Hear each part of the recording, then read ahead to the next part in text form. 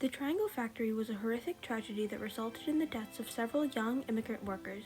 It was caused by failures in diplomacy, but it also exposed these flaws, leading to lively debates on the concern of worker safety. On March 25th of 1911, Frances Perkins was visiting a friend who lived in the Row, a section of fine houses overlooking a beautiful park in Manhattan. The day was wonderful, fresh, and sunny, with the cool glaze of a New York springtime. The two ladies were just sitting down to tea when suddenly they heard sirens wailing and peered out the window to find smoke pluming from a factory across the park. They ran quickly outside and joined the crowd of onlookers that was beginning to form. The moment was a turning point for Miss Perkins, as well as a beginning of a new era in the dawn of worker safety. It was the Industrial Revolution of the late 1800s, with factories and textile mills working around the clock to mass produce a variety of products. New machinery made production simple and easy, but the factory owners needed workers to run them and found ample supply among the recent influx of immigrants. They had come pouring into the United States at the time, seeking freedom from the poverty and persecution of their home countries and a new and better life in America. Few found it. Most were exceedingly poor and were desperate to obtain any job available. Always it was manual labor, mining and construction, as well as factories and textile mills, especially in the garment industry. Most factories were sweatshops, with their only goal being to generate the most amount of profit at the least amount of cost. The owners did not care about the safety or well-being of their workers, and corruption in the city government and lack of laws concerning worker safety did not force the owners to take necessary actions for their prosperity. So there were none of the regulations that we have grown accustomed to in this day and age. Employees worked 12 hours a day and were often forced to take night shifts. Pay was minimum, and most worked with dangerous machinery and hazardous environment. The garment factories were not as bad as most. Truly, they were highly desirable, but employees still worked in overcrowded, unsanitary conditions and faced abuse from bosses. One of the most poorly neglected areas of labor rights was fire safety. It was common for factory owners to burn their buildings to collect insurance money, so few invested in sprinklers or maintenance on fire safety tools. Means of exit and fire escape were vastly inadequate, and few factories held regular fire drills as well, because this took time away from working hours. This maltreatment was what led to many revolts and uprisings of the era.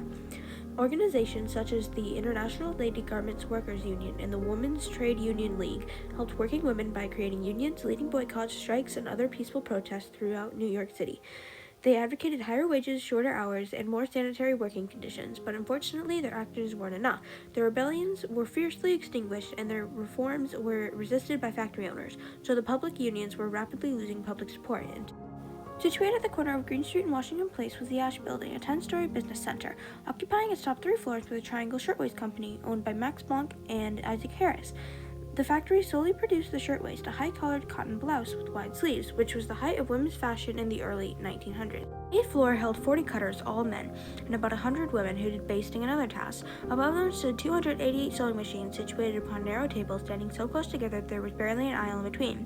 Cloth scraps littered the ground of both floors. Periodically, finished shirtwaists would be taken to the 10th floor by freight elevator for inspection, packing, shipping. This was also where the owner's offices were. At 4:40 p.m. on the same afternoon that Frances Perkins visited her friend for tea, the Triangle employees were just finishing their work and packing up for the day. Since it was a Saturday, they were all leaving early at 4:45, but most workers from the other businesses in the building had already left. The cutters finished early and prepared the materials for work on the following Monday. On the tables, they spread lawn, a sheer, lightweight cotton cloth, 120 layers thick, each layer separated by a piece of tissue paper. Once done, the cutters stood around waiting for the quitting bell. Against the rules, some lit cigarettes while they talked. On the floors above, the workers began to get up and get their coats and hats. All were looking forward to the Sunday off, while in truth, some only had moments to live. It was unknown how the fire truly started, but more than likely a cutter flicked hot ash or a cigarette butt into the scrap bin beneath one of the tables, because survivors reported that the smoke pouring from beneath was the first sign of danger. The fire soon leaped out of control and spread to the patterns hanging above the table. At 4:45 p.m., the fire alarm for the 8th floor was pulled. 2 minutes later, the firemen arrived. Immediately, they got to work, but on the 8th floor, panic and confusion reigned. If there had been fire drills, escape might have been more orderly, but instead, they dashed to the stairs and elevators. The door and the stairs swung inwards, and the sudden rush caused a pileup so that the door could not open, and those that were trying were pinned against it. In the end, Cutter Lewis Brown stepped up and wrenched the door open. The workers filed slowly down the narrow, unlit stairway. One fell and others on top of her, but they made it out alive. The elevators, too, took several trips where the heat bent their tracks and rendered them useless. For those on the 9th floor, they weren't so lucky. Fire came rushing unexpectedly upon them, borne from the wind carrying through the elevator shafts. It traveled swiftly over the wooden tables, finished shirtwaists, and cloth scraps. Everyone jumped up, tripping over chairs and baskets, running towards the nearest exits, stairways, elevators, windows, and the one fire escape. Those who went to the elevator found it making its final descent to safety. Some caught the elevator cables and slid down to safety once the firefighters had cut them out of the shaft. Workers of the Green Street stairway all made it out unharmed, but at the Washington Place stairs, the door was locked to prevent theft, for everyone passed through this one exit to be inspected. Anyone who went there didn't survive, nor at the windows. By this time, the firemen were doing everything they could to help, but to no avail. They stretched their fire hoses all the way up to the stairways, shot water from below onto the burning floors, and raised the ladders to their apex, which unfortunately was only to the 6th floor. The water, too, was useless, as it blew those at the windows backwards into the flames. There was no hope. By remaining at the windows, workers faced fire and suffocation, and by jumping, they met instant death on the sidewalk 95 feet below. Many chose the quicker death and therefore preserved their bodies for loved ones to bury. There were many terrible sights that day. Life nets were spread by firemen as an attempt to catch the jumpers, but they were going so fast that they just bounced off or crashed through, dying on impact. The force took the men off their feet. Then there was a great wrenching and an explosion of screams. The building's one narrow fire exit, under the overload of human weight, had collapsed at the 8th floor, casting the workers down upon the ground into their deaths. All those on the 10th floor survived. Because of the first sign of danger, they made their way to the roof, and with the aid of university students from a neighboring building, escaped to safety, including the factory owners. At 5:15 p.m., 35 minutes later, the blaze was finally extinguished and the building inspected. No damage had been done to the structure, but everything inside, woodwork, furniture, cotton goods, and employees, had been obliterated by the fire. Out of the 500 workers that had arrived at work that morning, 146 didn't return. It was the deadliest workplace disaster of New York at the time. Only the 9/11 terrorist attacks have surpassed it since. The bodies of the dead were collected and taken to a temporary morgue for identification. Family members silently filed past the endless rows of burned and broken bodies laying in hasty caskets. The sadness wore off, anger rose, the public conscience had been stricken, and on April 5th, 1911, a procession 400,000 strong marched through the streets of the city in mourning and protest.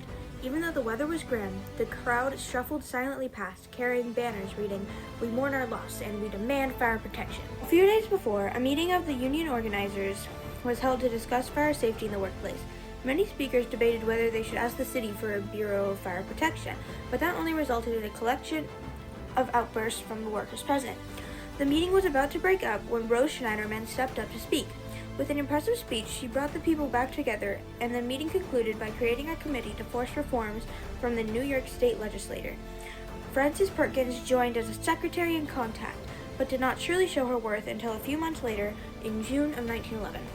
That was when the New York Factory Investigating Committee was formed and began its work. Led by Alfred E. Smith and Robert F. Wagner, their job was to carry out the state's most thorough study of worker health and safety. They were to look at fire hazards, sweatshops, unsanitary conditions, work-related diseases, and general safety. Frances Perkins was named the chief investigator and soon showed her determination and perseverance stopped at nothing to collect information, and the group saw many horrific things through her endeavors. Among these were bakery workers covered in body lice, 5 to 7-year-old cannery workers shelling peas with bleeding fingers bound in rags at 4 a.m., machinery that could scalp a girl or cut off a man's arm, long hours that left employees exhausted, and worse things. In chemical plants, workers handled poisons such as lead, arsenic, phosphorus, and mercury that were used in products like paint and matches. There was no ventilation, and the employees inhaled the toxic fumes and dust. Each visit rendered the commissioners upset and overwhelmed, but it only strengthened their fight. In the end, the commission served between the years of 1911 and 1915. They studied 3,385 workplaces and wrote 7,000 testimonies, revealing a new idea for the governmental role in everyday life. Based on their findings, 34 laws were passed, included but not limited to mandatory fire safety equipment, unlocked and outward swinging doors, safety guards and shutdown devices on machinery, proper working conditions and sanitation, and 52-hour work weeks. In addition to that, 123 full-time inspectors were hired to enforce the new laws. In conclusion, the Triangle Factory Fire was a little-known but very important event in the struggle to improve working conditions nationwide. Its causes were what inspired Francis Perkins and many others to dedicate their lives to winning the debate of worker safety through acts of diplomacy. Their achievements in New York were later used as a model for the national policies that we know today, and they are one of the many reasons why the world is so much more right and just in modern times. Without the Triangle Factory Fire, those things would not have come to be. Sometimes all it takes is a tragedy to reveal the faults of the diplomatic system and unite the people under one cause. It urges them to win the debate between good and evil and earn fair treatment for all.